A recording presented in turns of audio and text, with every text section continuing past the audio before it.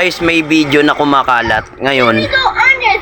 May napanood ako, babae, lasing siya, parang nagiinuman sila, tapos ginawa nung babae, nakikipagsayawan sa lalaki. Ang ginawa naman ng lalaki, itinuwad yung babae, sabay ginanon. Tumalsik ngayon yung babae. Ito ang pinakapangit.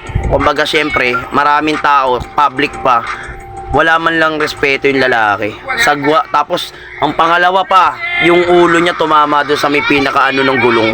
Yung bakal, buti hindi pumutok, pero mukhang nalasing na yung babae. Dapat di ganun, walang respeto sa babae. Dapat ginawa mo, Brad, sinayaw mo na lang ng maayos si ate. So guys, kayo na lang umusga, panoorin nyo.